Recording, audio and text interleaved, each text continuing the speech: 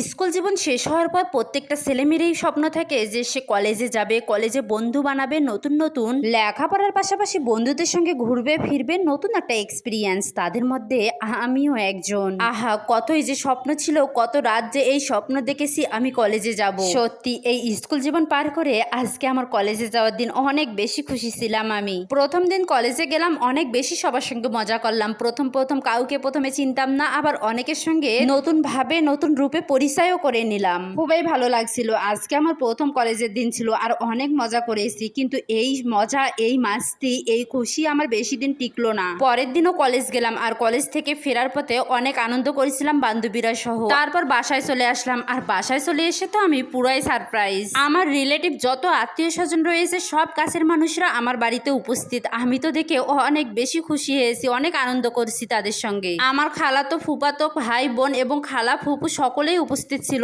আমার মা তড়িহড়ি করে আমাকে এসে বলছিল, এখানে বেশি লেট না করে তুই উপরে যা, ফ্রেশ হয়ে আয় এবং তোর জন্যে কাপড় রেডি রয়েছে, পরে তাড়াতাড়ি তুই নিচে চলে আয়। আমি এখন পর্যন্ত বুঝতে পারছিলাম না বা বোঝার উপলব্ধিও করেছিলাম না যে আমার সঙ্গে কি হতে যাচ্ছে।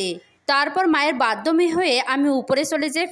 ফ্রেশ হয়ে কাপড় চেঞ্জ করার সময় হঠাৎ মনে পড়লো মা তো আমার জন্য কাপড় রেডি করে রাখছিল বলছে। তারপর রেডিকৃত কাপড়ের দিকে তাকাতেই আমি তো অবাক হয়ে গেলাম। এই শাড়িটা চাওয়ার জন্য, এই শাড়িটা পরার জন্য আমি কতই না বকুনি খেয়েছি মায়ের কাছে, তবু আমার মা আমাকে এই শাড়িটা কখনোই পরতে দেয়নি। শাড়িটা অনেক এক্সপেন্সিভ এবং অনেক সুন্দর ছিল। আমার এই শাড়িটা অনেক পছন্দ করতাম। তখন আমার মা বলতো যে এই শাড়িটা তোকে আমি যেই দিনে দেবো সেই দিন তোর বিয়ে হবে। আমি কোনো কিছুতেই কিছু মেলাতে পারছি না। আজকে হঠাৎ করে মা আমাকে কেন এই শাড়িটা দিচ্ছে পরতে, আমার মাথায় কিছু আসতেছে না। হঠাৎই দেখতেছি আমার ফুফাতো বোন এবং খালাতো বোনরা হাজির আমার রুমে। তারা আমার অনেক ছোট ছিল। আমি তাদের জিজ্ঞেস করলাম, আচ্ছা আমাকে একটা সত্যি করে কথা বলতো, তোদের তো আমরা ইনভাইট করিনি বা আমি তো জানতাম না যে তোরা আজকে আমাদের বাড়িতে আসবি। সবকিছু কেমন আশ্চর্যজনক লাগছে না, তোরা সবাই মিলে আমাদের বাড়িতে উপস্থিত, কিন্তু আমি জানতাম না। তখন আমার খালাতো বোনটা বলে, আরে আপু নাটক করো না, তুমি কি জানো না, সত্যি বলো।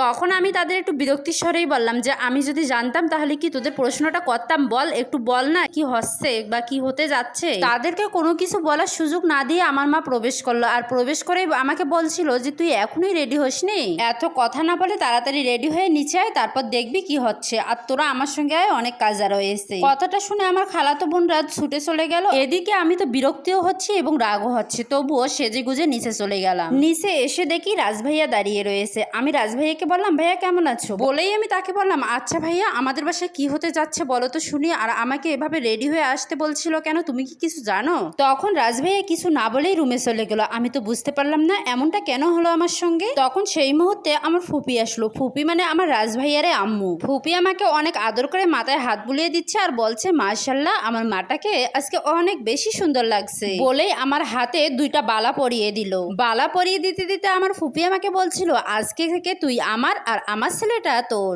তখন আমি ফুপিকে বললাম, এসব কি বলছো ফুপি? তখন ফুপি বলল, আরে পাগলি, তোর সঙ্গে আজকে রাজের বিয়ে, এটা তোকে জানানো হয়নি, তবে রাজকে জানানো হয়েছিল। সেই সময় আমার বাবা আসলো, এসে আমাকে বসিয়ে বলল, মারে তোর যখন 5 বছর বয়স তখন আমি অনেক অসুস্থ হয়ে যাই। তখন আমার তোর জন্য অনেক বেশি কষ্ট হচ্ছিল যে তোকে আমি একটা ভালো ছেলের হাতে তুলে দিয়ে যেতে পারলাম না। আমার অসুস্থতার সময় তোর মাও অনেক ভেঙে পড়ছিল। সেই সময় তোর ফুপি আমাকে কথা দিয়েছিল এবং আমাকে সামলে জোর দিয়েছিল যে রাজ এবং তুই যখন বড় হবি তখন তোদের বিয়ে দেবে এবং তোকে তার ঘরে নিয়ে যাবে, তোকে কখনোই কোনো অশান্তিতে পুততে দেবে না। তখন আমি বাবাকে বলছিলাম, তাহলে আমাকে এতদিন বলনি কেন বাবা? বাবা বলছিল তোর যাতে লেখাপড়ার কোনো সমস্যা না হয় সেজন্যই তোকে বলা হয়নি, আর আমরা ডিসিশন নিয়েছিলাম তোর যখন পরীক্ষা শেষ হবে কলেজে ভর্তি হলেই তোদের বিয়েটা আমি দিয়ে দেব। আমাকে জানানো হয়নি বলে মনে মনে একটু কষ্ট পেলেও অনেক কিন্তু আনন্দও লাগছিল, কারণ রাজভাইয়া অনেক হ্যান্ডসাম। বলতে গেলে রাজভাইয়া আমার ক্রাশ ছিল ছোটবেলা থেকেই, তবে আমি কখনোই এই কথাটা তাকে বলিনি আর সেও আমাকে এভাবে কোনো কিছুই বলেনি। যাই হোক, বিয়ের পর কি আমি তাকে রাজভাইয়া বলেই ডাকবো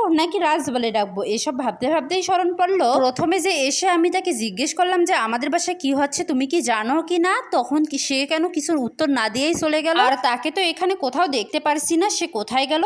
তখন আমার ফুপি এসে বললো, আরে রাজ তো অনেক লাজুক ছেলে, তুই তো অনেক ছোট থেকেই ওকে চিনিস, সে হয়তো বা লজ্জায় কোথাও যেয়ে বসে আছে, চিন্তা করিস না তুই? মনে মনে ভাবলাম ঠিকই তো, আমার যেমন লজ্জা লাগছে তারও হয়তো বা ঠিক তেমনই লজ্জা লাগছে। তারপর সেই মুহূর্তে চলে আসলো, আমাদের বিয়েটাও সম্পূর্ণ হয়ে গেল। রাজভাইয়াকে মেরুন কালার পাঞ্জাবিতে দারুণ লাগছিল। তারপর রাজভাইয়াদের বাসায় আমাকে নিয়ে যাওয়া হলো। সব রিচুয়াল শেষ করে খাওয়া দাওয়া করে এখন আমরা রুমে চলে গেলাম। যে দেখি রুমটা তো অনেক সুন্দর করে সাজিয়েছে। আমি রুমের ভিতর বসে আছি, রাত 12টা হয়ে গেল, তবু রাজভাইয়া এখনো আসতিছে না। তারপর দেখছি রাত 12:30 বাজতিছে, ঠিক তখনই রাজভাইয়া রুমে আসলো। আমি লক্ষ্য করলাম তার চোখগুলো রক্তের মতো লাল হয়ে গেছে। সে ফ্রেশ হয়ে রুমে আমার কাছে বসলো এসে। তাকে আমি বলছিলাম তোমার এই অবস্থা কেন, কি হয়েছে, আমাকে কি বলা যাবে? সে বলছিল আমি তো এই বিয়েটাই করতে চাচ্ছিলাম না, আর তোমাকে অনেকবার বলার চেষ্টা করেছি কিন্তু আমার মা বলতে দেয়নি, কারণ আমি পুরো মেয়ে জাতিকে ঘেন্না করি, আমি ঘেন্না করি তোমাদের। তখন তো আমি চমকে উঠলাম, বললাম কি হয়েছে তোমার? সে বলল আমি একটা মেয়েকে ভালোবাসতাম, সে আমাকে ঠকিয়ে চলে গেছে। আমি তাকে অনেক রিকোয়েস্ট করেছি আমার সঙ্গে থাকার জন্য, কিন্তু সে